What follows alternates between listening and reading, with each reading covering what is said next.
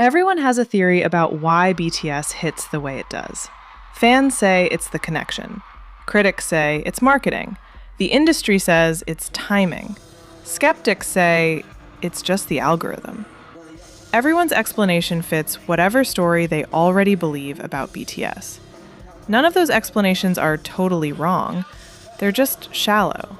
They describe what happened without explaining why it happened, why people feel this attached, and why that attachment has lasted years instead of fading like most fandoms do.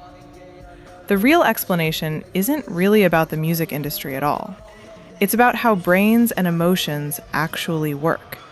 And once you look at it that way, the attachment people feel toward BTS stops looking weird and starts looking like a pretty normal human response to something unusual. Here's how, broken into 4 simple ideas. 1.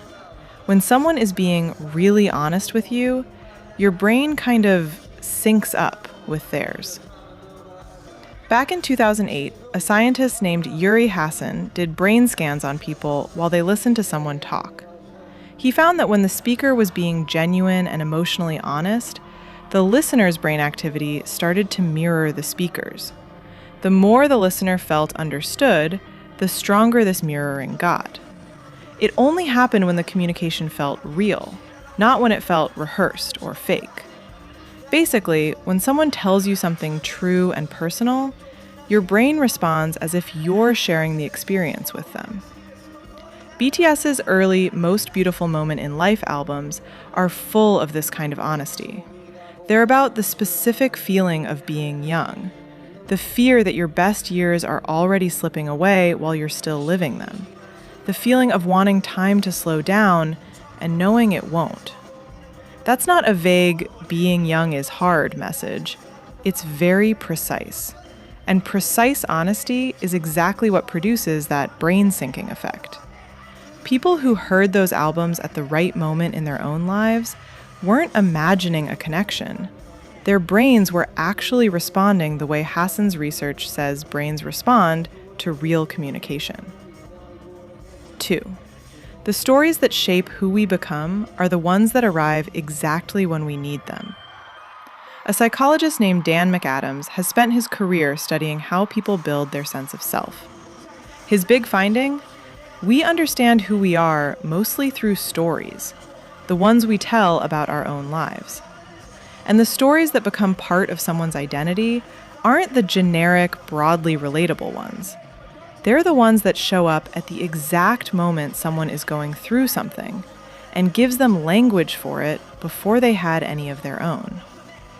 The Love Yourself trilogy, 3 albums that move from the high of being loved to the crash when that's gone, to the much harder work of valuing yourself without needing anyone else's approval, landed for a huge number of people right when they were going through that exact emotional arc in their own lives. That's why so many fans say this music changed them or is part of who they are. That's not exaggeration. That's literally what McAdams' research says happens when a story arrives at the right moment. It stops being something you listen to and becomes part of your own story. 3. Facing the parts of yourself you usually hide is hard. And music that does it for you, honestly, hits differently. Map of the Soul 7 is built around ideas from psychologist Carl Jung, specifically the idea that everyone has a shadow, the parts of themselves they've pushed down because those parts feel unacceptable. Jung's followers found that when people don't deal with that hidden side of themselves, it tends to leak out in ways they can't control or explain. Overreactions, blame, behavior that seems to come from nowhere. That album doesn't just reference this idea, it's structured around it. The songs walk through that uncomfortable confrontation with the parts of yourself you don't usually look at. And they do it carefully enough that it feels like recognition instead of an attack. People who say this album hit them hardest weren't just enjoying a well-made record. They were recognizing something in themselves that had been sitting there unacknowledged. And the research on this kind of shadow work says that recognition, when it's handled carefully, is exactly what produces that gut-level reaction. 4. Putting a hard feeling into the right words actually makes it easier to carry. A researcher named James Pennebaker has spent decades studying what happens when people put difficult emotions into precise language, through writing, talking, whatever form it takes. His finding, over and over, doing this measurably improves people's mental and even physical health. Not because it's some magic cure, but because once a feeling has the right words attached to it, your brain can actually process it instead of just carrying it around as a vague weight.